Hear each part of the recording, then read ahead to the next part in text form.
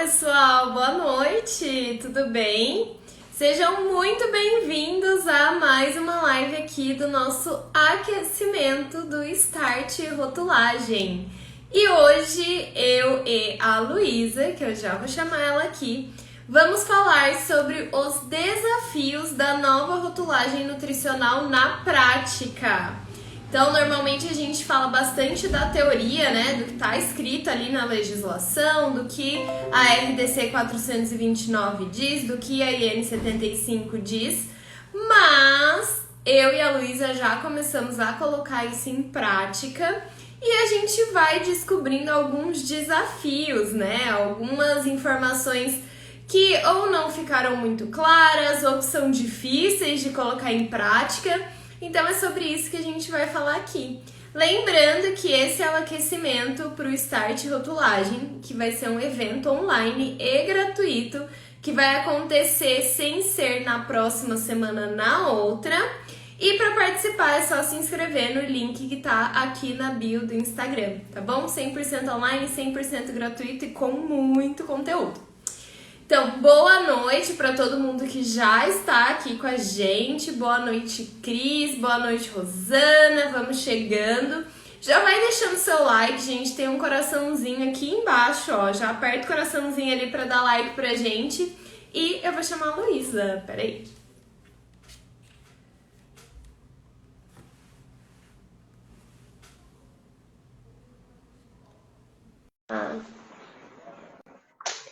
Vamos chegando, gente, deixando o like.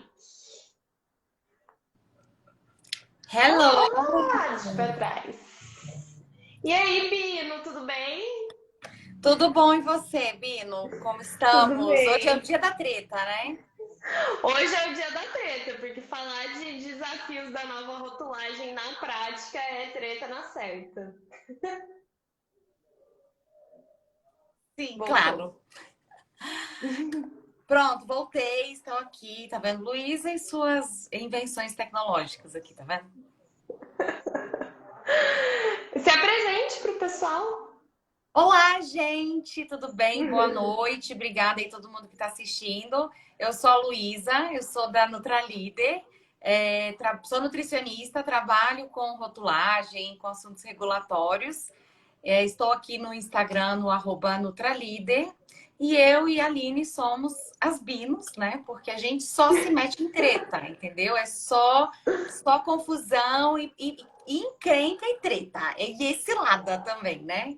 Exatamente. Eu e a Luísa, a gente começou a se chamar de Bino, porque a gente só se falava no WhatsApp para mandar cilada uma para outra. Tipo assim, Luísa, me entende uma cilada, me ajuda. Ou então ela, Aline, me entende uma cilada, me ajuda. Aí tem uma figurinha que é tipo selo Bino de cilada. Aí a gente nem se dava oi mais. Mandava essa figurinha e mandava a cilada. É desse jeito. E você sabe que eu vou ter que mudar seu nome dos meus contatos, porque vira e mexe, eu procuro você lá, escrevo Bino, Eu mas não é também. Aline, é Aline. Ai, meu Deus. Eu escrevo Bino, mas aí acha, porque como eu só te chamo de Bino, aparece pela conversa, mas o nome tá Luísa. Ai, meu Deus do céu, que tristeza. Tá vendo? A gente só se mete em cilada. Mas a gente consegue sair das ciladas também, né, Aline? Pelo É menos na isso. cilada que se aprende, né? Mas pelo menos a gente consegue achar alguma solução aí, pelo menos. Exatamente. Mas me conte, você já está fazendo a nova rotulagem, tipo, para os seus clientes? Ainda não? Tá só enviando propostas? Como que isso tá lá na Nutralíder? Não, a gente já está colocando tudo em prática. A gente já tem clientes que estão adequando os produtos, que já estão no mercado, então já estão fazendo o estudo, né, de impacto nas rotulagens que eles já têm. E também a gente já está avaliando produtos novos, né? Que vão ser lançamentos e que também vão ser já lançados com a nova rotulagem nutricional, porque o lançamento será quando a rotulagem já estiver vigente. Então a gente já está vendo, né, como colocar em prática esses rótulos novos. E diante disso a gente tem se deparado com várias situações de tretas e tretas e tretas, porque quando a gente lê a norma, né, a gente até compreende. Aí você lê uma vez, Sim. duas vezes, né? Mas quando você vai efetivamente colocar em prática, você se depara com as dúvidas, né, da vida real. Então, como que você vai aplicar essa tabela em diferentes tipos de embalagens, os cálculos da informação nutricional. Aí você vai vendo ali as dificuldades da interpretação da norma, que apesar de ter um texto claro, né, eu entendo que teve uma preocupação de construir um texto mais completo, tentando fechar todas as brechas, ainda assim a gente fica com muita dúvida na hora de se deparar com diferentes situações. Então, é isso. Exatamente. É por isso que eu quis vir aqui falar dos desafios na prática. Porque na teoria, pelo menos o pessoal que me acompanha aqui há mais tempo, que participa das lives, que faz parte dos eventos, tal, a gente fala bastante sobre a teoria. A gente fala bastante sobre o que são, na verdade, as novas legislações, o que vai mudar, o que não vai mudar, quais são os impactos, enfim. E eu concordo 100% com você de que houve uma preocupação, sim, na escrita do texto dessas normas. Então, eles tentaram ser o mais específico possível, trazer várias definições, dar exemplo e tal. Mas a gente tem uma indústria de alimentos muito grande, uma diversidade de alimentos e embalagens muito grande.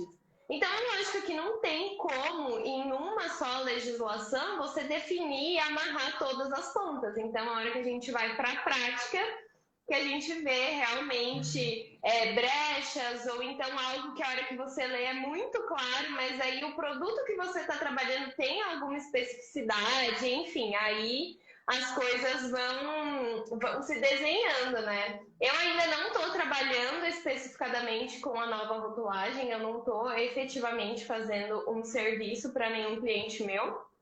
Comentei até na segunda-feira que eu enviei 6 propostas só segunda-feira e todas elas tinham a nova rotulagem envolvida, inclusive até comentei com você, né, sobre elas. E só que eu já estou fazendo, eu gosto muito de pôr em prática para estudar. Então eu pego rótulos assim e falo, tá, esse aqui tem uma tabela nutricional, como ficaria? Ou então, estou trabalhando com um cliente fazendo cálculo da tabela nutricional, como ficaria na nova?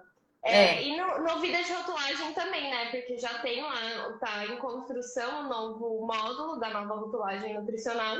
E no módulo eu estou construindo uma tabela nutricional conforme as aulas. Então lá também estou colocando isso em prática. Mas mesmo assim, na hora do vamos ver, que aparece tudo, né? O ano passado a gente precisou fazer um levantamento, um mapeamento para um cliente a gente avaliou 180 SKUs dele. E aí a gente fez um levantamento de todos esses SKUs, a gente verificou todos os piques desses produtos, se eles seriam elegíveis ou não para ter FOP. Os que são elegíveis de FOP, a gente avaliou a composição para ver se na composição atual vai ter FOP ou não vai ter FOP. Daí, depois disso, a gente ainda fez um estudo de, se você não quiser ter FOP, o que você vai ter que reformular, qual é a mudança que você vai ter que fazer. E depois a gente começou a estudar as embalagens e os impactos da nova tabela nas embalagens, porque quando a gente vai ler, né, onde que você tem que colocar a sua tabela nutricional, você tem vários requisitos. Então, não pode estar numa área de colagem, de torção, né? Tem vários requisitos e dependendo da forma da embalagem, onde hoje está localizada essa tabela, ela não vai poder ficar. Então, você vai precisar promover um redesign todo desse seu rótulo e você vai ter que mudar tudo desse seu rótulo. Então, inclusive, pensar no próprio marketing desse produto, onde você vai trazer essas informações e tudo mais. Então, a gente já fez esse levantamento prévio, né? Foi uma trabalheira, assim, foi muito, muito trabalhoso. Mas foi ótimo para ver esses desafios. E aí, a gente também teve um outro desafio, que foi o quê? Calcular a tabela de informação nutricional. Então, a gente já teve ali desafio baseado nos novos valores de conversão, né, que a gente tem, baseado nas novas regras, como que ficaria essa tabela. E aí, a gente se deparou com fichas técnicas de fornecedores que utilizavam matérias-primas que são consideradas açúcares adicionados, que você vai ter que ter essa informação, e aí você não tem. E aí você precisa trazer essa informação, aí precisa calcular o teor de fibras solúveis, e nós não temos essa informação. Enfim, a gente ali se deparou com um monte de situações difíceis. E depois, a gente também teve um desafio muito grande, que foi traduzir o requisito para a parte da agência de marketing, né? Nossa, que é colocar sim. em prática, mesmo que a gente tenha o vetor, né? Mas colocar em prática as regras de legibilidade, tamanho de letra, espaçamento e tudo mais. E aí fundiu a cabeça. Eu acho engraçado porque é realmente um desafio muito grande que enquanto a gente não coloca a mão na massa, enquanto ele fica só na teoria, a gente não tem uma dimensão do quanto tem de trabalho envolvido por trás e do quanto envolve outras áreas, porque não é só quem trabalha com rotulagem que está envolvido nessa mudança. É quem trabalha com a embalagem, é quem trabalha com o marketing, é quem trabalha com o P&D para fazer os ajustes que precisam ser feitos, com a qualidade, com a produção, envolve a indústria inteira, a fábrica inteira e os fornecedores, porque até você falou, daí a ficha técnica do fornecedor não está de acordo com o que tem que ser, e enfim. E isso realmente acontece. Até na live que eu fiz aqui segunda-feira, me perguntaram, Aline, por que os produtos B2B não têm prazo de adequação? Eu falei, gente, porque alguém precisa dar o primeiro passo, né? Porque se tiver prazo de adequação para B2B, aí vai um ano, aí você tem que estender o prazo de quem está no consumidor final, porque você precisa das informações do seu fornecedor para mudar o seu rótulo. Então, assim, alguém tem que iniciar, e o começo da cadeia é ali, né? Eu concordo, só que assim, eu acho que, assim, eu pessoalmente eu não concordo de ter o mesmo prazo de adequação do B2B com os novos lançamentos, né, dos produtos, porque se você não tem essa informação do seu fornecedor, você também não vai conseguir rotular certo, entendeu? Sim. Então, eu acho que isso é um grande desafio, você lançar produtos novos, né? Então, que quem vai precisar realmente, a partir de outubro de 22, colocar em prática a nova rotulagem são os produtos novos, aqueles produtos que você ainda não fez a notificação, não fez o registro, né? São produtos que ainda não estão sendo produzidos, são os lançamentos. E aí, como que você vai trabalhar na tabela, no marketing, nas alegações, em tudo, se você não tem a informação completa do teu fornecedor da matéria-prima? Ou, por exemplo, o teu fornecedor da matéria-prima, ele pode ter uma matéria-prima nova na ocasião do lançamento. Ele já promoveu alguma adequação, ele já usou uma maltodestrina com teor menor de degradação, né? Que tenha menor teor de açúcares, isso vai impactar. Enfim, né? Você ou vai trocar esse diluente. Trocou a maltodestrina por amido. E fora que a gente tem outras questões também, né? Eu vou até listar, Aline, para todo mundo já saber quais são as tretas que a gente vai falar. Sim, porque a gente começa a falar, e aí não fica tão claro do que a gente está falando. Então, olha só, as tretas que eu listei, tá? São a questão das fibras solúveis, tá? A questão do que vai ser considerado açúcares adicionados, porque cada mergulho é um flash, cada hora é um ingrediente novo aí que está sendo descoberto como necessário de ser enquadrado como açúcares adicionados. Calma aí, antes de você fazer a lista, você fala a gente fala sobre ele. Vamos falar sobre as fibras solúveis primeiro. Porque o que acontece hoje e vai continuar acontecendo? A gente pode fazer cálculo teórico de tabela nutricional. Isso é permitido hoje, vai continuar sendo permitido. Só que o que acontece?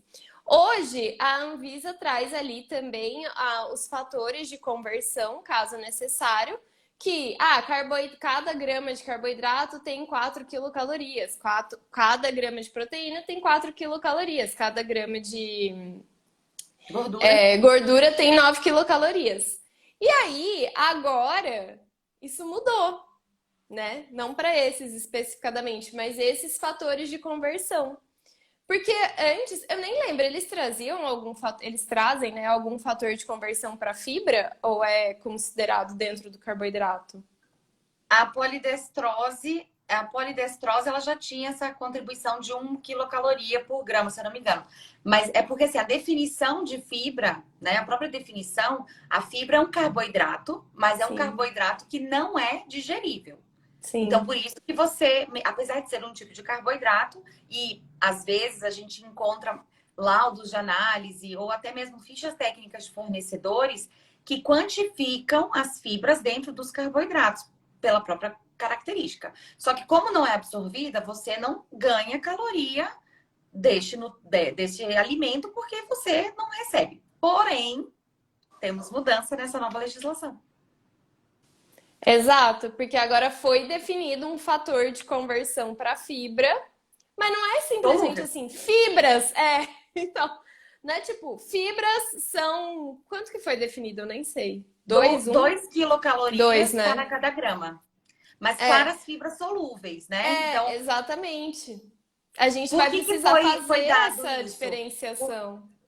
Porque assim, as fibras solúveis, pela característica delas, né? Elas promovem uma, uma fermentação no intestino, né? A própria digestão ali do processo digestório, elas promovem uma forma de fermentação e que isso, né? Pelo fato de ser pré-biótica, né? A própria característica da fibra, ela iria contribuir com esses 2 quilocalorias para cada grama, né? Ao contrário da fibra insolúvel, que a fibra insolúvel ela não é realmente absorvida, também não é fermentada, ela só realmente vai passar ilesa ali por todo o trato digestivo. Então, há essa diferença. Só que daí qual é o nosso problema? Nos outros países, em que nos Estados Unidos e na Europa, por exemplo, as fibras também contribuem com essa mesma quantidade de caloria. Só que são as fibras, geral, Uhum.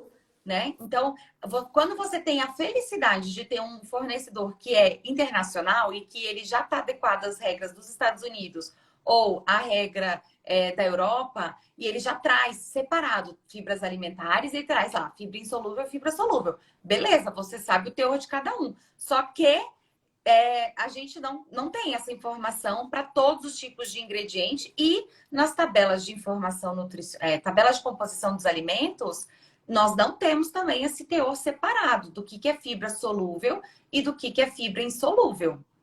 E eu E vou te aí, falar que mesmo em fichas técnicas de ingredientes que são da Europa ou dos Estados Unidos, eu nunca vi. Eu nunca vi. É super comum a gente trabalhar com esse tipo de ficha técnica, né? Porque, enfim, as empresas que fornecem ingredientes são desses países, e aí enviam a mesma ficha técnica para o mundo inteiro. Então, a ficha técnica que a gente trabalha aqui é essa. Mas eu nunca vi diferenciação entre fibra solúvel e fibra insolúvel em ficha técnica. Sempre vem lá, fibra, ponto. não, eu vejo bastante. Eu até Nossa, eu nunca vejo. vi. Eu até vejo. Aí é mais fácil de você fazer essa conta. Só que, por exemplo, foi uma outra treta que a gente estava comentando, a questão do valor calórico, né? Que essas fichas técnicas, elas te fornecem, elas, além de te falar lá a quantidade de cada um dos nutrientes, eles também falam o valor do valor calórico. Só que o Sim. cálculo que é feito do valor calórico para as regras da Europa e as regras dos Estados Unidos consideram 2 quilocalorias por grama de fibra geral. Não faz essa Uhum. diferenciação de fibra solúvel e fibra insolúvel. Então, quando você vai calcular, baseado nas nossas regras, carboidrato, proteína vezes 4, gordura vezes 9 e a fibra solúvel vezes 2, o valor calórico que você vai calcular é totalmente diferente do valor calórico que às vezes está nessa ficha técnica. Então, É. não dá para, nesse caso, você considerar só o valor calórico e fazer a regra de 3. Você vai precisar saber só o teor dos nutrientes e depois você fazer a conversão para caloria, né? Exato. E Agora, aí, pode falar. não, agora a treta da fibra solúvel é que, por um lado, a legislação permite você utilizar a tabela de composição dos alimentos que estão aí disponíveis. Era isso Então, que eu ia vamos falar. pensar assim, a gente não está falando de uma empresa grande, vamos pensar numa empresa pequena, né? Uma empresa aí que vai fazer, sei lá, uma papinha de bebê, sabe, dessas que são congeladas e às vezes vende aqui pelo Instagram e que precisa ter a tabela, precisa ter registro, inclusive, mas vende, né, esse tipo de produto. E precisa trazer uma tabela. E aí essa pessoa não tem condições de pagar um laudo de todos os tipos de papinha que ela faz. E aí ela vai consultar uma tabela de composição dos alimentos. Ela não vai encontrar o teor de fibra solúvel e fibra insolúvel. E isso também não vai estar sendo considerado no valor de quilocaloria. Exatamente. Então, a Nem gente até fibra vai ter total, nem nada. Porque nem o nada. normal, gente, que a gente tem hoje é não considerar fibra, né? A não ser polidestrose. Mas você considera ali carboidrato, proteína e gordura, basicamente. Só, com certeza. Então é E, isso. claro, E aí agora. você tem o teor que, assim, se é poliol, aí poliol também tem outra contribuição de valor calórico. Tem outros nutrientes lá que você tem outras regrinhas de valor calórico para Sim, você mas considerar. dos que a gente precisa declarar ali, que estão sempre na tabela nutricional, é Exato, carboidrato, proteína e gorduras totais. exato. E agora as fibras. Aí o que que acontece?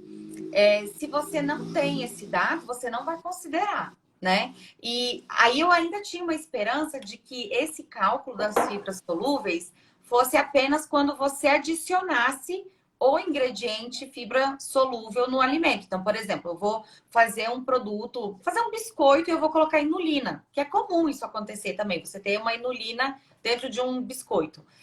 Aí, beleza, esse ingrediente ele é 100% fibra solúvel. Eu vou considerar esse, aí eu consigo fazer esse cálculo. Mas não, é o do que você normalmente já tem. Num vegetal, numa fruta.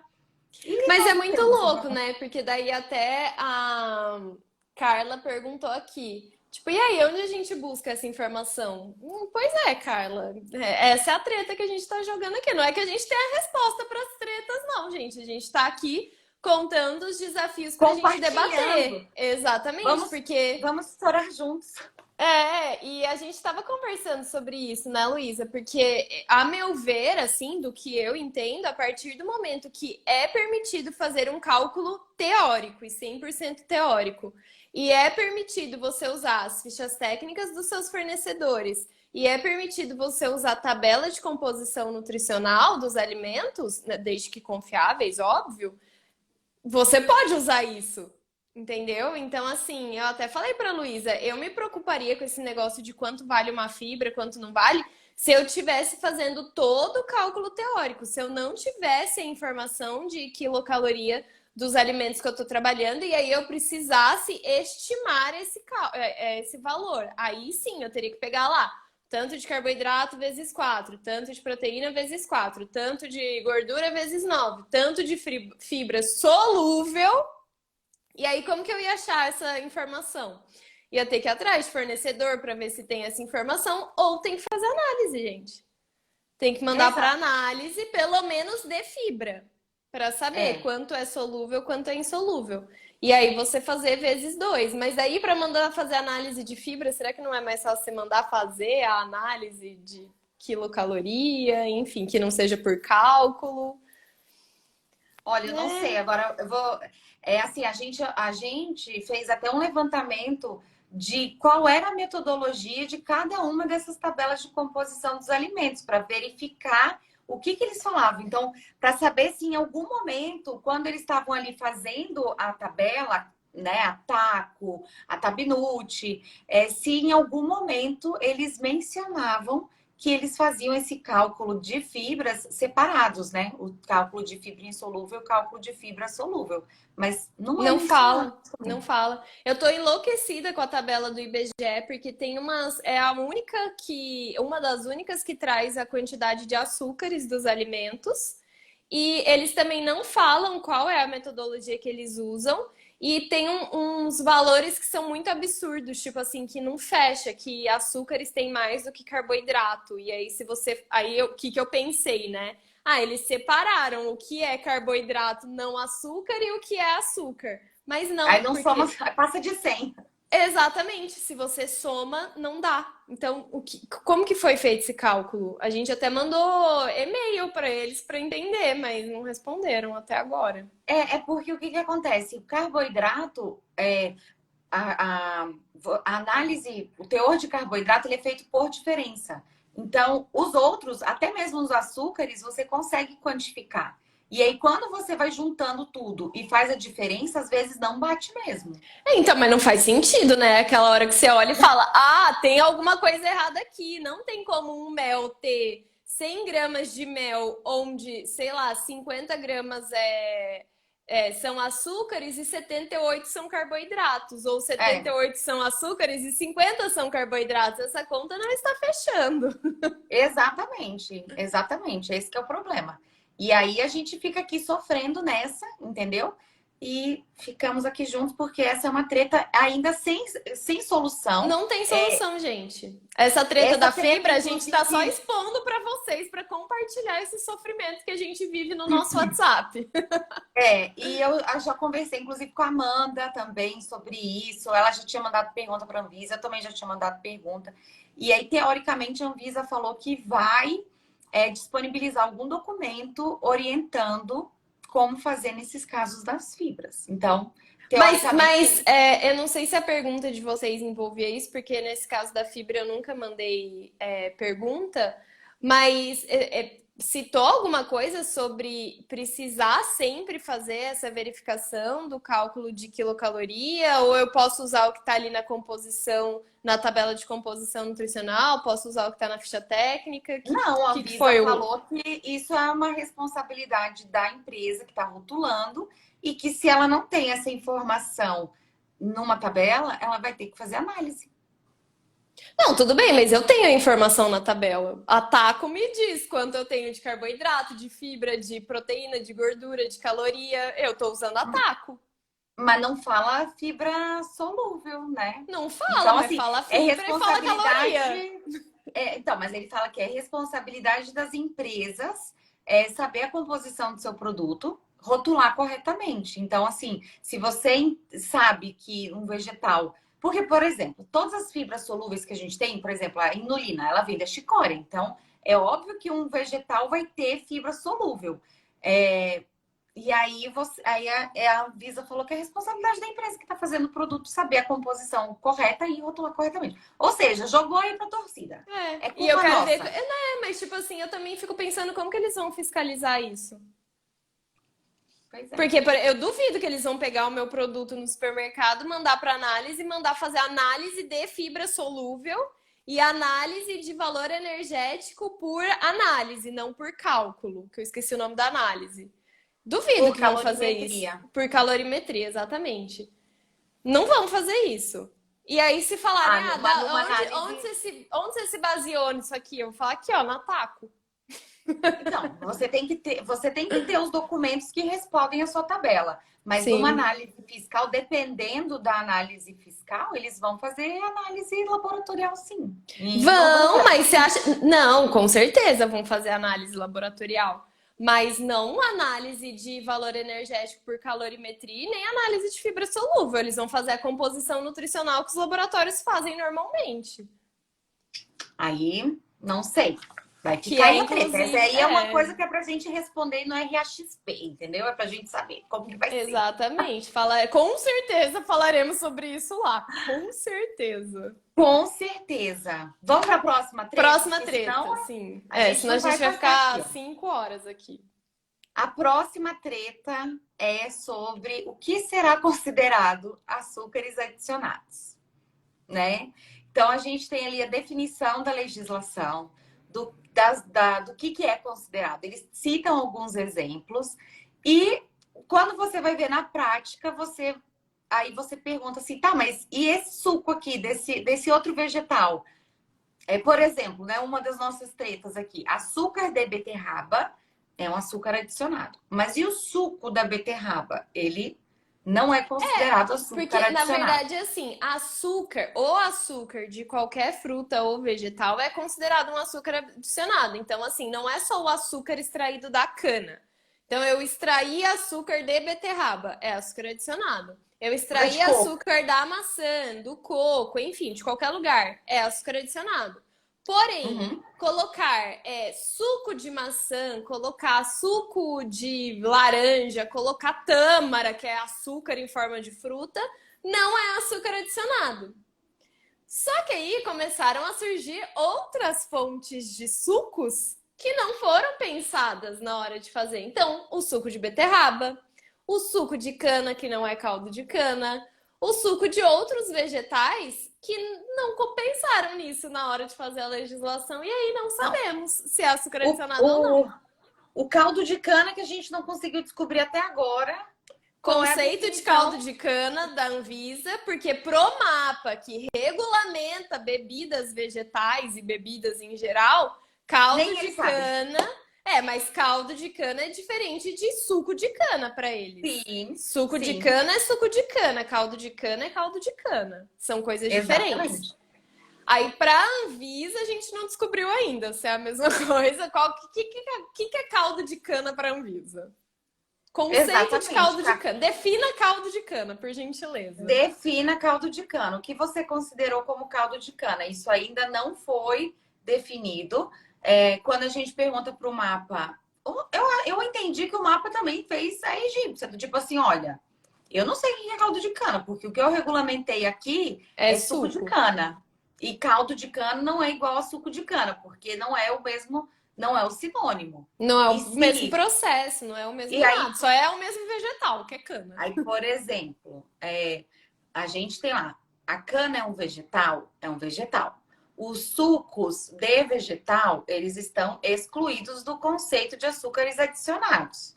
Então, eu posso considerar que o suco de cana, que tem um RTQ, assim como você falou, suco de maçã, suco de qualquer outra fruta que você tem uma frutose lá em cima, e isso aí não foi considerado açúcar adicionado. Sim. E aí? E aí a mesma coisa, um outro questionamento que foi até feito, né, Aline, que a gente estava conversando. Por que alguns tipos de açúcares, porque vamos pensar assim, vamos pensar no suco de maçã concentrado? Suco de maçã concentrado é doce que dá dó. Não, o Brix é 89, eu acho, de suco de maçã concentrado. Então, assim, por que este açúcar, que também é um açúcar, né? Então, você tem aí a frutose. Por que esse ficou liberado e a sacarose não? Não deveria ter colocado todo mundo como açúcar adicionado, então? A regra... ou então é assim, porque na minha cabeça é o seguinte, eles liberaram, isso não é na minha cabeça, isso foi dito, mas eles liberaram o uso de frutas e de suco de fruta e tal, para ter uma opção natural para não encher os produtos que forem reformular e não quiserem ter a FOP de açúcar adicionado de edulcorante ou de aroma, né? Que são os substitutos, se você não puder usar nada de açúcar. Então, eles liberaram o suco de frutas e vegetais e até o uso de frutas e vegetais em pó, desidratado, enfim, não importa. Sendo só fruta em algum estado, pode usar. Agora, eu não entendo por que querem excluir alguns vegetais, tipo, não, mas o suco concentrado de cana não. Mas o suco de beterraba não. Qual que é a diferença, gente? É suco. Até mesmo pela própria definição de açúcares da nossa legislação, do RTQ de açúcares, que engloba qualquer tipo de monoindisacarídeo. Exatamente. Então, independente dele ser frutose, ser sacarose, né? É açúcar. Então, realmente, assim, a gente tem muitas essas dúvidas. Até recentemente, eu vi uma postagem da Ana Luísa, que ela fez uma pergunta para a Anvisa e a Anvisa falou que cacau também vai ser considerado açúcar adicionado. Sério? Sério? Aí, tipo assim, aí ficou, sabe aquele meme que tem da pessoa que faz um... Tipo, quando eu vi aquilo, eu falei, não, o John Travolta, tipo assim, né? Mas tipo assim, como assim? Açúcar? Então, assim, não sei, gente, a gente ainda tá desbravando o que vai ser considerado açúcares adicionados. Porque mas tem uma coisa que a gente pode concluir, depois eu falo. Não, é por isso, porque quando você vai encontrando assim diversas situações, aí você vê assim, tá, mas olha só, eu tô usando aqui o cacau em pó. O cacau em pó, ele é uma fruta em pó, então ele não é um açúcar adicionado. Aí fala, não, o cacau em pó é o açúcar adicionado. Gente, cacau em pó não é nem doce. Não, então, mas eu não sei de onde que tirou, entendeu? Não faz sentido e assim, nenhum. Chocolate em pó, sim. Achocolatado em pó, sim. Agora, cacau em pó não faz o menor sentido. Isso foi. Não sei nem se a Ana Luísa tá por aqui na live, mas se tiver, eu sei que ela fez um post desses aí no Instagram dela que eu vi. E eu fiquei assim, não acredito. Chocada. Chocada. E outra coisa, a gente também tem que questionar uma outra questão, sabe? Assim, que está sendo levantado isso, né, por associações, de você não ter limite nenhum Era para os isso que eu ia te açúcares. falar. Era isso que eu ia te falar. Porque tem duas perguntas aqui, ó. Uma é do. Ai, gente, será que eu não vou achar? Ó, da Daiane falou assim: maltodestrina utilizada para comprimir o comprimido será açúcar adicionado? Sim, será. E Não a aí o. maltodestrina em si, você vai ter que saber dessa maltodestrina, o percentual dela que é açúcar, porque a maltodestrina tem, é assim, em torno de 10 a 20% da maltodestrina é monoidisacarídeos. É, Então, você acho que vai é de precisar 5 a saber 10. Mas enfim, essa é uma porção. porcentagem só. É, Você vai ter que saber dessa quantidade todinha de maltodestrina, qual é a quantidade de monoidisacarídeo. E aí, monoidisacarídeo. essa quantidade de monoidi vai ser considerada açúcar adicionado. Sim, mas mesmo que a maltodestrina seja usada só para comprimir comprimidos, tem que ser considerado. E a mesma coisa aqui, a Larissa perguntou: como vai ficar no caso da lactose usada no leite condensado? Também, se você a lactose do leite usado no leite condensado, você vai considerar só açúcar total, mas a lactose adicionada ao leite condensado é açúcar adicionado. E é justamente o caso que a Luísa ia falar agora, né, Luísa? Não, então, porque assim, a gente não tem uma quantidade, né, um limite para você considerar como não significativo desses açúcares adicionados. E Sim. aí, quando a gente vai partir lá para considerar os casos para você ter as INCs, né? As alegações, que agora vamos chamar alegações. Independente, vamos pensar assim, ó, você está fazendo um produto que você não usa nada de açúcar adicionado, mas você usa um aroma e nesse aroma tem uma maltodestrina. E aí, pelo fato de ter maltodestrina, da maltodestrina tá nesse rolê aí que tem um percentual dessa maltodestrina que é monoidisacarídeo, você não vai cumprir um dos requisitos que é usar açúcar adicionado em alguma parte da sua composição, algum ingrediente que tenha açúcar adicionado. E isso Exatamente. não vai permitir que você faça alegações, por exemplo, baixo em açúcar ou sem adição de açúcar, alguma coisa assim. E aí você não consegue fazer. Então, tem alguns produtos que você precisa ter a INC para você poder usar, por exemplo, edulcorante. E aí você não vai ter essa INC. Exato. E aí você não vai poder usar o edulcorante. Então esse produto vai sumir do mercado. E é a mesma coisa que, por exemplo, adoçante de mesa. Porque adoçante de mesa, em pó, normalmente o veículo é lactose. Então, que é para. Não é nem veículo, é agente de corpo mais, né? Aham. Então, assim, é açúcar adicionado no adoçante de mesa. Pois é, gente. Então é uma coisa muito doida, entendeu? Na prática. E aí tem uma outra questão. Vamos pensar nesse caso aqui desse produto X que a gente está formulando e que você não coloca nada, tá, de açúcar e realmente você coloca um aroma. Um aroma, normalmente, quando você coloca aroma num produto, todas as formulações aqui que eu já avaliei, é assim, em torno de 2, 3% que E olhe você usa de lá. aroma, né?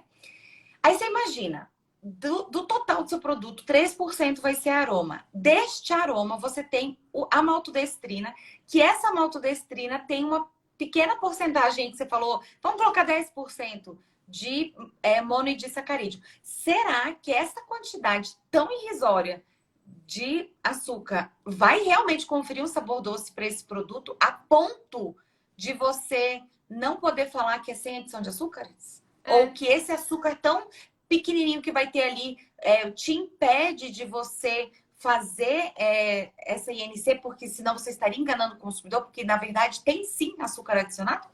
Na prática, Mas se a gente for puxando por esse lado, tem algo muito mais complicado. Porque, por exemplo, as nossas farinhas de trigo e de milho precisam ser enriquecidas com ferro e ácido fólico, né? E eu tenho uma aluna no Vida de Rotulagem que ela trabalha em moinho e ela falou que o enriquecimento da farinha dela é feito com os compostos lá de ferro e ácido fólico premix. e o veículo desse premix é maltodestrina. Então, e aí? Aí a farinha vai ser com açúcar adicionado e tudo que você usar aquela farinha é com açúcar adicionado, porque no premix do ferro e ácido fólico tinha maltodextrina.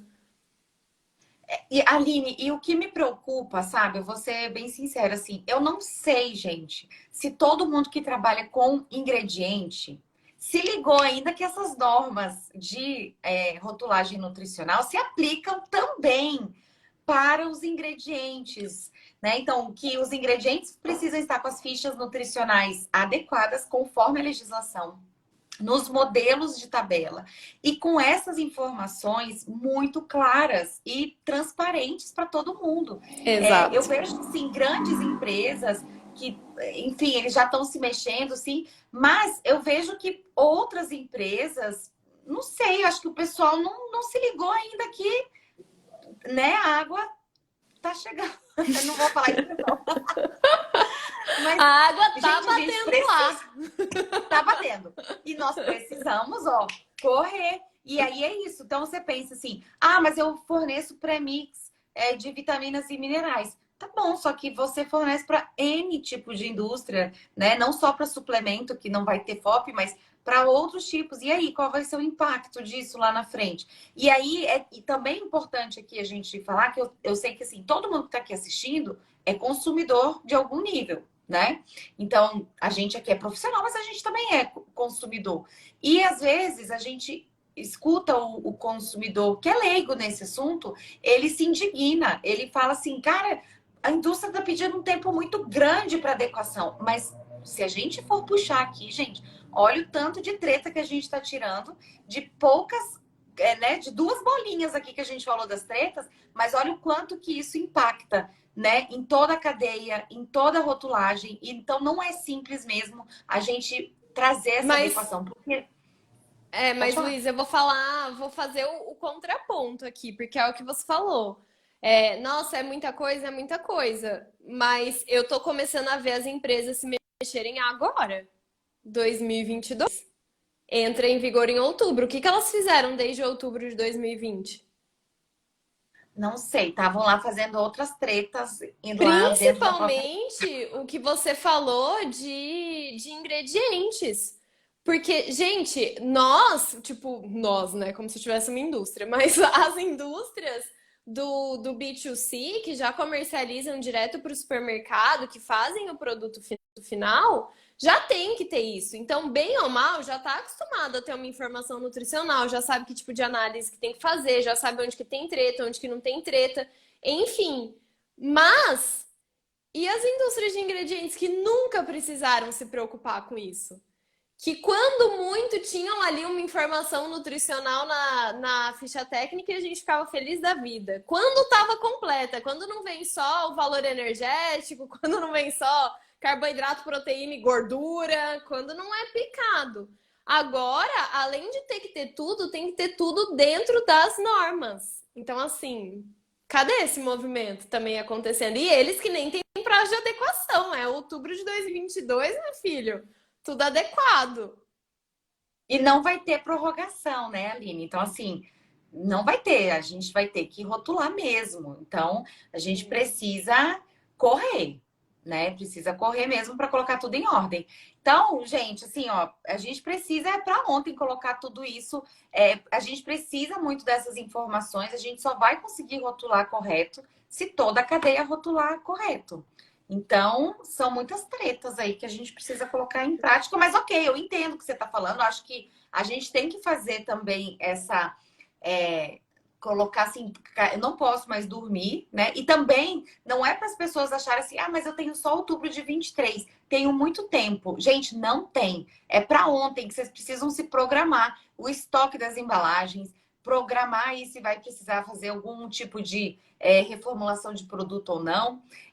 E vou entrar aqui em outra treta, viu, Aline? Que nem estava aqui, mas eu lembrei. Olha Bora. só, o pessoal do marketing, né? Então, hoje, no design do seu rótulo, onde hoje você traz algum tipo de alegação benéfica, se o seu produto tiver FOP, você não vai mais poder trazer essa alegação ali naquele mesmo local, que é lá, normalmente é onde? É na parte superior do teu painel principal. esta área é para FOP. Então, assim, você, se o seu produto tiver FOP e você quiser colocar uma alegação nutricional, por exemplo, fonte de vitamina, fonte de cálcio, rico em vitamina A, sei lá, ou zero em gorduras, né? Zero em gorduras totais. Não vai poder fazer essa mesma alegação lá em cima, você vai ter que trazer para outro canto do painel principal, mais para baixo. Então, você vai Sim. precisar pensar no seu design do seu rótulo. E Então, cuidado também com as alegações, porque às vezes você fez uma FOP de gordura saturada, mas o seu produto é, sei lá, sem colesterol ou alguma coisa ligada à gordura. Não pode fazer. Você pode fazer FOP de outro nutriente. Então, eu posso, aliás, alegação de outro nutriente. Então, você pode ter FOP de açúcar adicionado e falar zero gorduras totais, sem adição de sódio. Você pode ter FOP de sódio e falar sem adição de açúcares, zero calorias, enfim. Você pode usar outras, mas nunca relacionado à FOP que você fez. E só para deixar sim. claro, Luísa, porque você falou outubro de 23 e aí a Bel até perguntou aqui, outubro de 23 ou de 22?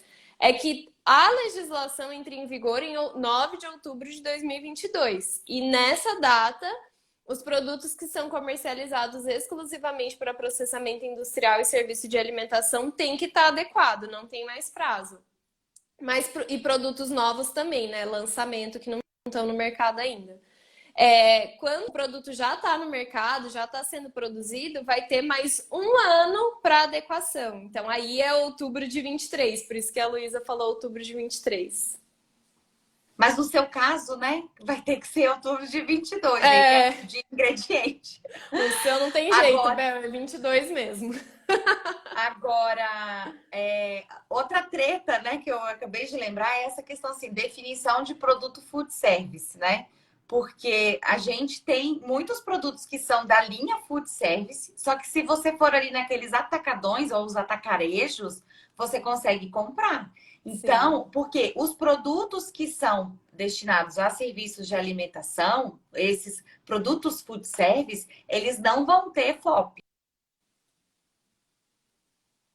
Exato. Carejo, acho que a Luísa travou, né? Eu travei? Não sei, pra mim ela travou. Voltei. Voltou. Então, se esse produto, ele é food service, só que você coloca ele num atacarejo, ele deixa de ser só food service. Então, ele vai ter, sim, FOP. Exato. Então, vai ter que fazer essa diferenciação. Não tem mais essa de, esse aqui eu mando lá para lanchonete, mando para os restaurantes, mando para padaria, mas também coloco ali no atacadão, no açaí. Calma, você pode até fazer isso, mas o rótulo vai ter que ser diferente. Aí você vai ter lá, sabe aqueles tem aí uma bisnaga gigantesca, ou então um pote, assim, 5 quilos, né? Que são embalagens gigantescas. Vai ter que ter FOP, gente. Vai ter sim, porque o consumidor vai ter aquela informação e não é só para... tanto que tá bem escrito, né? Exclusivo. Se tá em um mercado que qualquer um pode comprar, não é exclusivo. Então, já saiu ali. A Ieda perguntou o que é FOP. FOP é uma sigla para rotulagem nutricional frontal. Ela é conhecida mundialmente como FOP. Que é Front of Packaging, por isso que é FOP. Mas é a rotulagem nutricional frontal. A outra treta, né, que a gente vai falar, porque nós temos ainda 10, sei lá qual era a sua previsão, que a gente aqui, ó, quem nunca viu live nossa, a gente se programa 1 hora e fala 2, né? Gente, eu ligo pra Luísa assim, Luísa, rapidinho, 5 minutos a gente resolve, 40 minutos depois a gente tá aqui. Meu Deus, preciso trabalhar, Luísa, tchau! Tchau, Aline. Olha, Aline, quando a gente se reúne, já reserva a agenda do dia inteiro. É tipo assim, Luísa, vamos almoçar? Vamos, beleza. 10 horas eu chego aí, 7 horas da noite eu tô chegando em casa. Desse jeito, tá? Bom, a outra treta é a respeito da tabela linear. Que, assim... é uma tabela linear, é a mesma coisa. Eu li lá, foi permitido ter uma tabela linear. E beleza. Daí eu fui tentar colocar em prática uma tabela linear. Só que ela não é uma tabela linear, gente. Ela ainda é num box, né? Ela é numa tabela, numa caixinha. tem ali formatado o tamanho que tem que ficar. E, cara, tem algumas embalagens que você não consegue colocar essa tabela do formato que está disponibilizado pela Anvisa. E eu não consegui entender ainda se eu consigo mudar aquela formatação. Se eu consigo deixar ela mais na horizontal, né? Ou então, se é um rótulo, vamos pensar assim, numa embalagem pequena, mas que é uma embalagem que ela é mais posição retrato do que paisagem, entendeu? Então, assim, ela é mais estreita e comprida. Eu não consigo usar uma tabela que é muito na vertical. Então, como eu poderia ajustar para cá, assim, a diminuir o tamanho da largura para também deixar ela mais nessa posição compridinha? Não consegui entender se eu consigo É, fazer isso, não. isso não ficou muito claro mesmo. Eu acho que deixar ela mais comprida, assim, tipo, não colocar exatamente a informação na linha que tá, eu acredito que sim. Agora, você mudar a orientação da tabela, acho complicado. Pois é, porque o que, é que acontece? Quando você vai ali para a linha onde ele começa a Eu vou descrever até os abrir ingredientes, aqui. os nutrientes, ele vai assim, como o carboidrato é o primeiro, ali depois do valor energético, tem valor energético carboidratos. Só que carboidratos é uma palavra muito grande, entendeu? E ele não cortou, assim, ele não cortou fazendo um tracinho para ela ir para outra linha, para ficar Uhum, carbo, tracinho, hidratos embaixo, alguma coisa assim. uhum. Então, ficou com um espaço muito grande quando você vai olhar na linha de cima que tem porções por embalagem e tamanho da porção, ele acaba numa quantidade da tabela e depois o carboidratos vai bem mais assim para a direita. Então fica uma tabela realmente assim bem na retangular. E eu fiquei na dúvida se eu consigo cortar esse carboidratos, colocar na outra linha. Eu não consegui entender se eu consigo fazer essa formatação. Eu não sei até que ponto essa tabela é formatada, assim, né? Conforme o meu espaço. É complicado assim, porque nem ia ter tabela linear, né? O pensamento era tirar a linear, não ter mais. Aí deixaram, mas deixaram essa linear que é meio tabela ainda, não é totalmente linear. Então, mas assim, se você for pensar num produto que tem uma embalagem que ela está mais nessa posição retra, é, retrato do que paisagem, sabe? Uhum. Ou seja, ela é mais estreita e comprida. E ela é pequena, de todo jeito, ela não vai caber a tabela, ela teria que É. usar a tabela linear. Eu não consigo usar, não Não consigo. faz diferença, porque ela ainda é mais horizontal, né? Teria que perguntar para a Anvisa se você pode usar a linear na vertical. Você vai ter que virar ela. Exato. Então, mas eu não posso colocar ela sem ser na mesma direção do texto, né? Do restante. Exatamente. É. Treta, Mesmo tá vendo, porque gente? se Quando você você vai for, se colocar? for uma, é que eu não tenho nenhuma embalagem aqui. Mas se for uma embalagem muito estreita, você vai escrever o quê? Negócio, tipo, informação nutricional, porção, por embalagem. Não sei o quê. Você vai fazer um textinho assim para caber? Estranho. Fica pior do que você virar a tabela. Eu não sei. Então, não sei como é que vai ficar. Porque olha só, hoje, por exemplo, hoje tem vários produtos que usam a tabela nutricional linear. E aí ela é até circular, né? Vamos dizer assim, ela nem é mais linear. Então você vê assim, sabe esses pacotinhos que a gente compra de queijo e presunto que Em vem. iogurte tem muito, né? Que você vai colocando aqui, assim, né? Isso, exatamente. Então, esse tipo de embalagem vai sofrer um impacto muito grande, porque esse texto ali ao redor, né, da embalagem, você não vai poder. Você vai ter que trazer ele numa caixinha. E aí, em alguns tipos de embalagem, você fica realmente difícil de você colocar isso em prática, entendeu? Exatamente. Deixa eu só falar Difícil. um negócio aqui, porque a Tati falou: "Ah, eu não acredito que eu vou ter que declarar açúcar adicionado em uma linguiça que é zero carboidrato. Mas se ela é zero carboidrato, ela você não vai precisar trazer informação nutricional, a FOP, de açúcar adicionado, porque tem limite para FOP. Então, no caso seu é linguiça.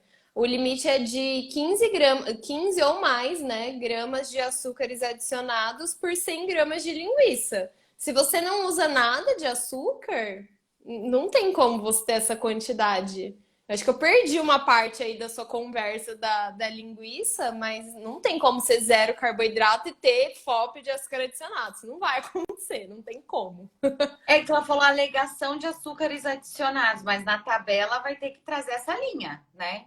Ah, sim, todas as tabelas vão ter que trazer essa linha, por mais que seja zero. Isso sim, É, mas a alegação eu entendi que ela tá falando da FOP também, não sei se é é, isso. não sei. Bom, a outra treta, né, que a gente ia falar era a respeito da conversão de PT para milímetros, que é da Nossa, sério.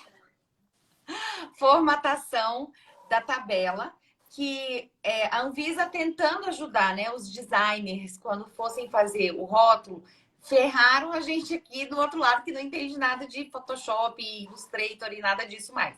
Porque o tamanho das letras é dado, né, das letras e dos números é dado em PT, que é PostScript, né, se eu não me engano. E Não faço existe uma ideia. conversão da própria definição da legislação, ele fala lá que esse PostScript ele equivale a tantos milímetros.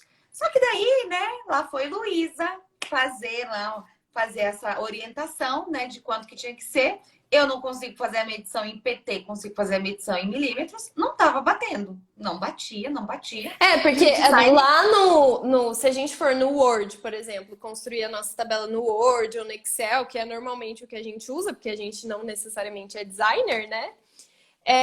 E você colocar lá, você seleciona a fonte Arial, que é a que tem que ser, e aí você vai do ladinho, tem o tamanho que está em PT, e você coloca 8. Se você for medir isso depois na conversão da Anvisa em milímetros, não dá, não bate. não bate. Não bate. Aí fica a treta de assim, como que a gente vai fazer a conferência, né, na prática de tabelas? E, por exemplo, eu Na... não uso o Photoshop, eu não uso o Illustrator. Eu sou engenheira de alimentos, faço rótulo, eu não faço arte, eu sou péssima nisso. Então, como que eu vou saber hoje se a conversão de milímetros lá tá certo? Então, Que, você se... pensa na fiscalização, Aline? Como que Exatamente. vai ser feito essa fiscalização de um rótulo que está, né, já no mercado para verificar se o que está ali impresso está em PT correto ou se está em milímetro? Porque daí depois viram que realmente a conversão falada na legislação está errada. Ah, tá. Não sabia desse ponto que já foi assumido esse Sim, erro. foi assumido que está errado e parece que ia ter uma retificação. Acho que está no perguntas e respostas, se eu não me engano. E aí teve também uma outra pergunta falando assim, tá, não bate, né? O que Não que tem vai como. valer? Não tem como, vamos admitir que isso aqui tá errado. Não, vamos desistir. A Anvisa falou, realmente, não bate. Mas aí o que tem que prevalecer é o PT. Então, esqueça o milímetro. O que tem que prevalecer é o PT. Você jura? Como que vão conferir isso? Não sei. O Procon vai chegar lá no mercado e vai medir como? Vai falar assim, por favor, eu quero o contato do seu designer, porque ele precisa me mandar a arte em escala para eu saber se isso aqui tá no PT certo. Exato. Só pode ser isso. Eu Vai não dar sei, assim, PT. na Alguém prática. falou que vai dar PT, é isso que vai dar. Vai Vai dar dar PT. PT. Vai dar PT. Porque realmente, gente, como que a gente. Então, assim, a gente tem os dois lados. Então, vamos pensar assim, ó. Nós, do regulatório, a gente precisa validar se aquela arte ali tá certa. Como que eu vou fazer essa validação? A não ser que eu tenha o programa, né, adequado para fazer essa conferência. Aí, beleza, se eu tiver, ou então se a agência de marketing já trouxer as medições ali marcadinhas e falando qual que é o PT, eu vou conseguir liberar. Mas e Não, na e mesmo prática? assim Essa você que é a vai ter que discussão. confiar, né? Porque beleza, a agência de marketing mandou. Isso aqui tem 8 PT, sim, tem sim. Uhum, tem 8 PT. No máximo você vai olhar e vai falar: tá bom, que bom. Então, se tem 8, tem É, 8. Ótimo. Aí agora tem sim, 5. até acho que é importante, assim, se alguém aqui tiver alguma ideia de como fazer essa conferência de uma maneira super tranquila, eu acho que isso é interessantíssimo para a gente aprender na prática como que a gente vai conseguir fazer. E aí, realmente, assim, fica a pergunta, como que isso vai ser fiscalizado? Não é que a gente não queira, né? Ou tá assim, vamos ver se isso aqui vai pegar. Não, eu entendo que é um critério de legibilidade, que é para ficar realmente nítido para o consumidor. Ótimo, só que a gente precisa validar. E como que é feita a fiscalização para saber se as empresas estão rotulando, né, seguindo as regras certinhas? Eu Não, tenho minhas e é dúvidas de como que isso engraçado, na porque prática vai acontecer. essa treta do PT era algo que eu nem tinha, tipo assim, nem tinha considerado uma treta, porque eu pensei, ah, beleza, 8 pontos, 6 pontos, a medida do Word e do Excel é em ponto também, então eu vou lá, vou escrever isso, vou selecionar a fonte, vou selecionar o tamanho e boa. Tipo, eu não pensei nisso, porque eu não fui lá medir para ver quanto tinha, se tava a conversão certa ou não. Eu entendi que era isso e pronto, porque PT, que até perguntaram aqui, é como se fosse uma unidade de medida, como se fosse centímetros, milímetros, tem PT. Então, Uhum. é isso, vou colocar lá, selecionei minha unidade de medida, selecionei o tamanho que eu preciso, fiz. Aí você que me falou, você falou assim, você já reparou que o PT do Word não tem a conversão em milímetro da Anvisa? Eu falei, ah, você tá de brincadeira com a minha cara, isso não é possível. Tá vendo, Bino? A gente só se coloca em Só cilada. é esse tipo de cilada que a Luísa me traz que eu tô vivendo na minha santa paz de, gente, mas é muito tranquilo fazer isso aqui. Você vai lá, escreve informação nutricional, escreve tudo em caixa alta e você seleciona, coloca o negrito, escolhe Arial, escolhe 8, fiz, centralizou, próximo. Aí a Luísa, não, esse PT aí não tem a conversão de milímetro da legislação. Aí eu falei, Luísa, quem mandou você ir lá medir? Ninguém mandou você ir lá medir. Tá vendo, gente? É tristeza, mas é que a gente tá tentando orientar, fazer ali, ó, como que vai fazer essa É. conversão. E Então, aí, Érica, não tem como medir PT, por isso que a Anvisa tem que dar uma referência em milímetro para a gente conseguir medir se está certo ou não. Mas a conversão de milímetro da legislação está errada, não falaram qual vai ser a correta e também falaram que não é o milímetro que manda, é o PT. Então, a hora que ele falou que é o PT que manda. Ai, que triste essa. Nossa, não gostei de falar essa frase, mas enfim. A hora que falou que é isso que vai valer. Se eu selecionei lá no Word 8PT, para mim 8PT tá certo. pois é, Ninguém vai poder vir esfregar milímetro na minha cara. aqui tá falando, ó, que o PT, né, o ponto, é a unidade de medida tipográfica, conhecida como ponto PostScript. Aí tá falando aqui na própria definição da 429, que equivale a 0,353 milímetros. Ou meia polegada. Aí tem uma coisa falando que não é verdade, que não é meia polegada, que essa conversão de meia polegada está errada. E que essa conversão também do 0,353 milímetros também não tá batendo. Você não consegue fazer essa conversão. E aí, enfim, quando você tenta fazer essa conferência, buga, entendeu? Não tem como. Não tem como. Entendeu? Então você seleciona 8 lá no Word e pronto. Para mim, treta resolvida, Luísa. Bom, né? Bom se fosse só isso, né? O negócio é você conseguir conferir É. a arte. Aí até tem uma pergunta aqui bem interessante também, que a Geisa está perguntando se essas informações de tamanhos, nós que temos nós que fazemos a rotulagem, que temos que passar, ou o designer que tem que saber? Não, Normalmente o gente. designer não sabe, você que vai ter que orientar ele de como que ele tem que colocar todas essas informações no rótulo, como que ele vai aplicar. E aí você que passa as regras, né? Então, ó, esse aqui tem que ter tal tamanho, né? Por isso que você tenta traduzir os requisitos de como construir a tabela de informação nutricional. E aí, por exemplo, as próprias regras de qual é o tamanho do FOP, né? Do selinho que você vai ter. Aí você tem uma regra de proporção do tamanho do painel principal, e aí você tem lá as porcentagens. Aí você tem que sair um número do tamanho da letra que tem que ter aquele selo. E esse tamanho é em PT, né? E aí você precisa traduzir isso. E você Então, a gente precisa precisa passar saber isso todas as certinho para o informações. designer, inclusive, porque eu já vi aluna minha do Plat que estava mandando no relatório dela assim, ah, daí o selo de transgênico tem que ter, e aí mandou, tipo assim, 5%, sabe? Tipo, ela mandou as especificações. Eu falei, gente, não, o designer vai fazer esse cálculo. Você, pelo amor de Deus, faça o cálculo, saiba o tamanho aí da área do seu painel principal, faça o cálculo e fala para ele, olha, precisa ser um triângulo equilátero com lados de tamanho tal. Você precisa passar isso. Não é o designer que vai fazer. Então a gente tem que passar absolutamente todas as especificações. Todas, todas, todas, todas. Exatamente. Então, é isso. A gente tem que saber para conseguir falar tudo bonitinho, dar essas orientações. E depois saber medir, né? É isso. Exatamente. Eu sabia que de todas as minhas tretas aqui que estavam anotadas, são Vamos essas. finalizar então com a treta do o que é um produto estar no mercado ou não, para prazo de adequação? Antes da gente fazer isso, eu vi que a Fran tá aqui, né? A gente vai mandar parabéns para ela. Você falou que ia colocar ela para cantar Verdade! parabéns. Mas eu acho que ela não tá Fran, se mais você estiver aqui. aqui, por favor, não é possível que ela tá no dia do aniversário dela assistindo live, né? É, eu vi que Mas ela entrou, eu até dei oizinho pra ela, mas a gente tava no meio do assunto, depois não vi mais.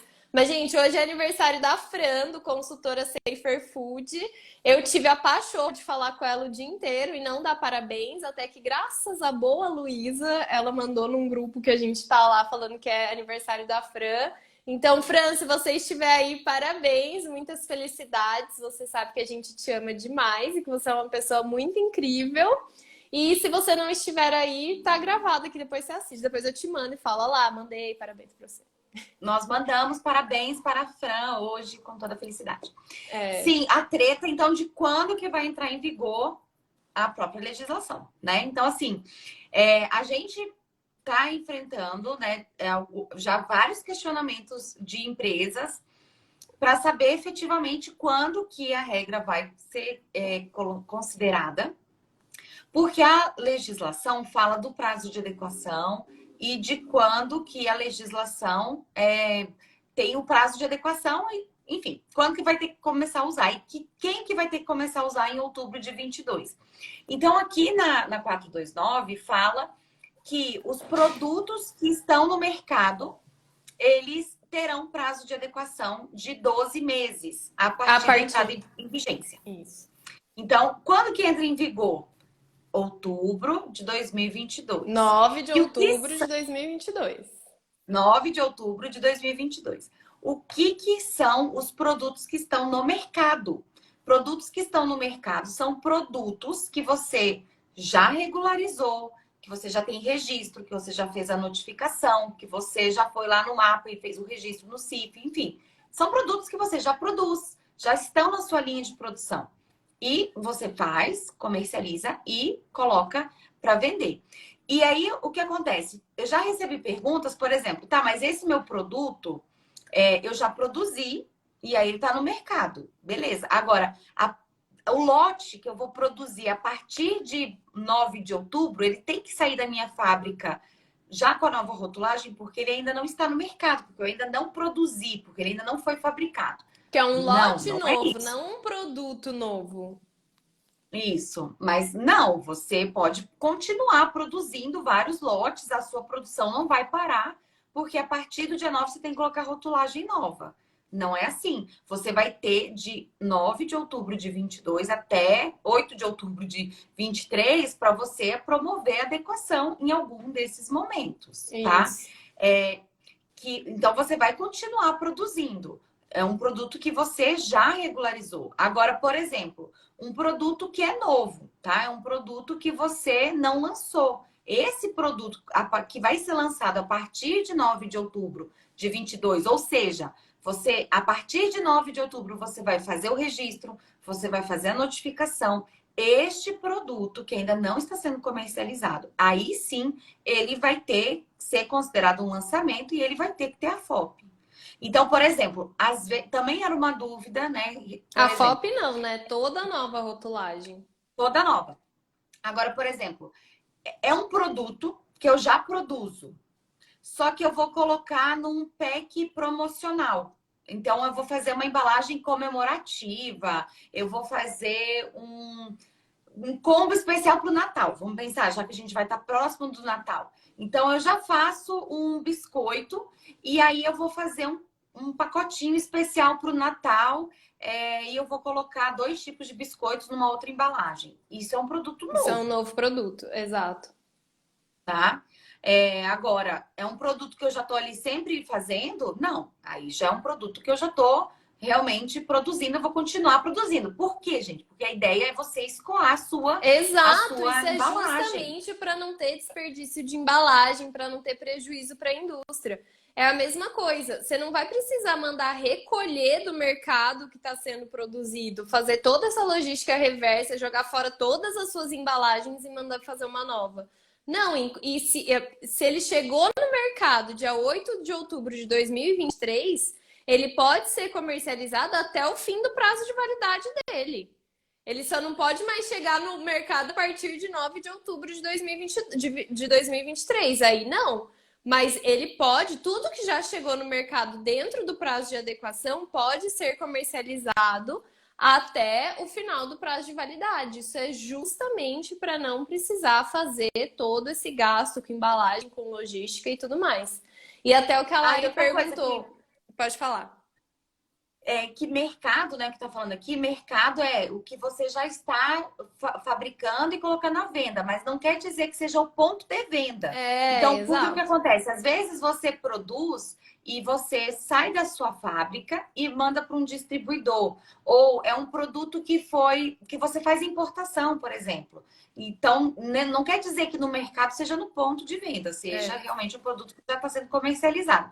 Agora, essa dúvida da Lari é interessante. Eu entendo que não. Se você reduzir o peso, é o mesmo produto. Você acha que tem? Eu entendo que a dúvida da Lari é: vocês entendem que um produto que passará por redução de peso após outubro de 2022, ele tem que atender a nova regulamentação? Na teoria, é um novo produto, só é uma redução de peso. Só que, assim, é um outro tipo de embalagem, né, também. Mas não necessariamente, porque você pode só colar adesivo. Não, porque você está reduzindo o tamanho desse produto. Mas não necessariamente reduzindo a embalagem. Não, você não está reduzindo o tamanho do produto, você pode estar colocando só menos dentro da embalagem.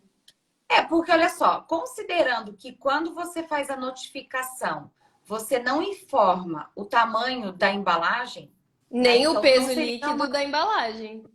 Você não coloca ali o tamanho daquele produto, e não mudou a fórmula do produto, né? Você só está reduzindo.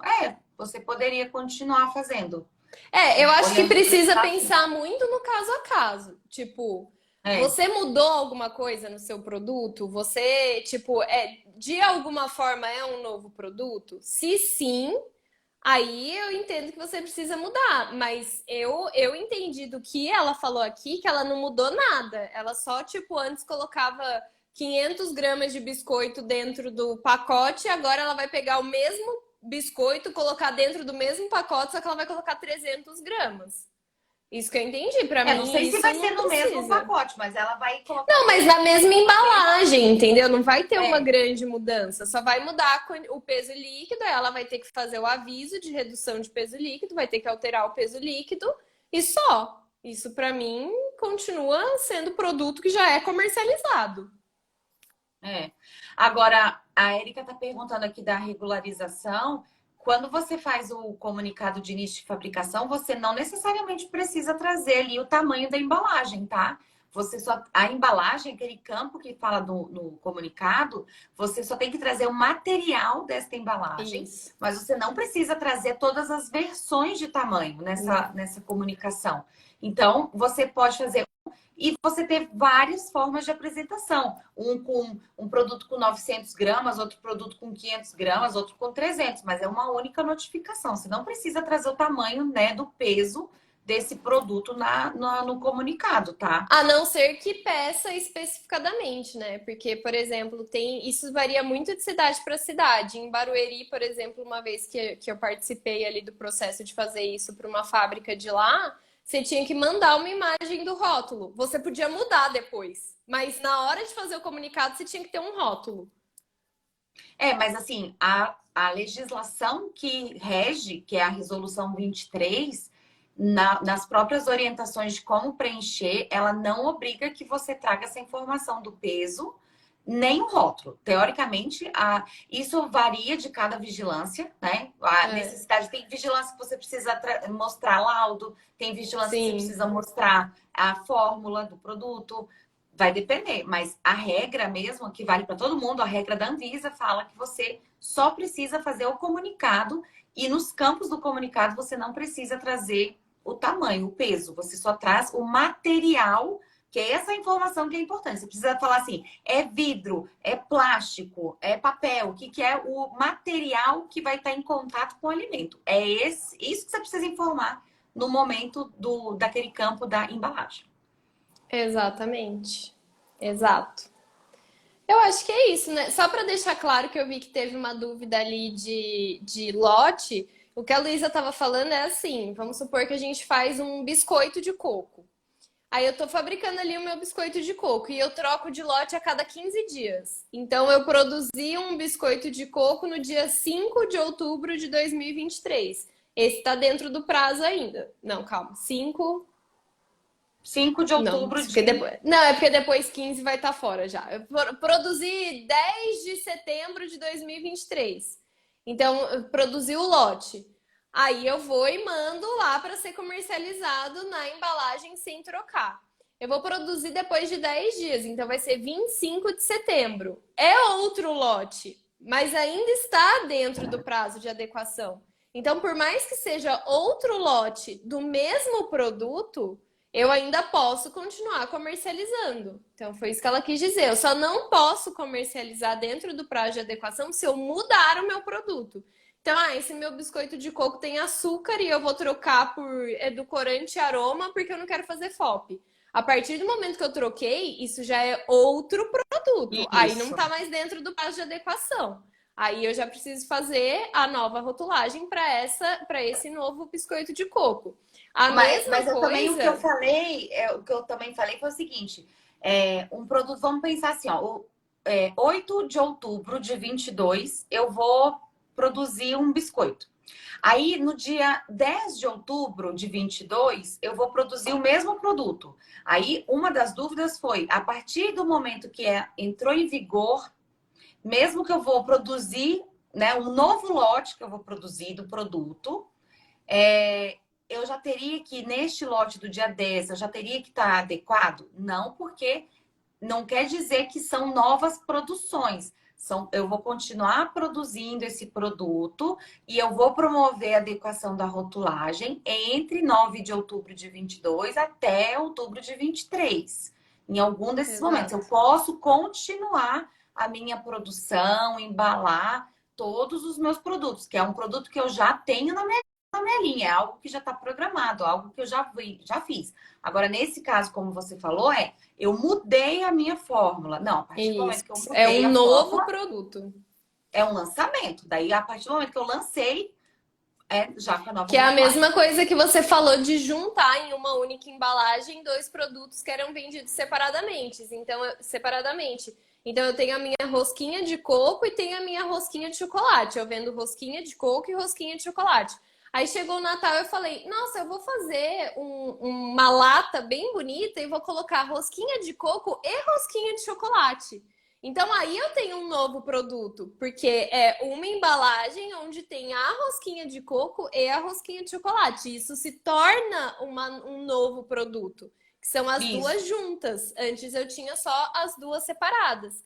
Então as duas separadas podem continuar sendo comercializadas e vão ter um prazo de adequação. Agora, juntar as duas dentro de uma lata é um novo produto e aí essa vai ter que vir com a rotulagem nova, tá? Porque daí vamos pensar, esse produto você não vai pensar antes com o pessoal do marketing, você vai fazer uma nova rotulagem. Então você não precisa de um período de adequação, porque o período de adequação é para quê? É para você escoar a sua embalagem que você já tem em estoque, que a Anvisa entende que há um prejuízo quando você vai ter essa troca. Além de você promover a adequação, não é o período da adequação não é para você pensar numa nova reformulação do produto, é também para você otimizar o seu estoque de embalagem. Então, a partir do Exato. momento que você vai fazer uma nova impressão, que você vai ter um novo design daquele produto, por que não? Você já não vai adequar, então, trazer a nova rotulagem nutricional? Não faria Exato. sentido você né, não trazer essa nova rotulagem desse produto. É isso, né? Exatamente. Gente, é isso. Vamos encerrar por aqui, porque já era 1 hora de live, já chegamos em 1 hora e 20. Amanhã, gente, a live é de perguntas e respostas. Então, se ficou alguma dúvida de tudo que a gente falou aqui, eu vou deixar a caixinha agora nos stories, já manda lá. Qualquer coisa eu discuto com a Luísa, falo para ela aparecer aqui amanhã à noite, como quem não quer nada, para responder mais algumas coisas. Falei que eu não venho na quinta-feira à noite. Mas enfim, mandem lá se ficou alguma dúvida. E Luísa, muito obrigada. Passa aí seu Instagram, seus contatos, seu curso, tudo. Sim, gente, olha, muito obrigada. Aline, obrigada de novo aí pelo convite. Eu Imagina. adoro participar das lives. Eu gosto de falar, né, bem pouquinho. Vou deixar aqui o convite, então, para quem não me conhece, para seguir o Instagram, @Nutralider. Na semana que vem eu vou fazer uma série de lives aí para a gente falar sobre suplementos. E já está aberta a inscrição para a nova turma do curso, né? Como regularizar suplementos alimentares. Então, temos já a pré-inscrição da 4ª turma. Quem quiser participar, saber mais, é só mandar no link que tem na bio da Nutralider e vai saber mais informações sobre o curso e está todo mundo convidado. E semana que vem a gente vai falar sobre os 5 principais erros em suplementos alimentares. Vai ser mó legal. Vai ser muito bom. É isso, muito obrigada, Luísa. É sempre Obrigada bom a todo fazer mundo. live com você. Gente, muito obrigada por todo mundo que ficou aqui com a gente. Como eu falei, vou abrir caixinha, então se ficou alguma dúvida, mandem lá, tá bom? E pode ser sobre outro assunto também, não precisa ser só sobre o que a gente falou hoje. Dúvidas de rotulagem em geral. E aí amanhã às 8 a gente se encontra aqui de novo. É isso, gente. Obrigada, Beijo. gente. Tchau, Tchau, tchau.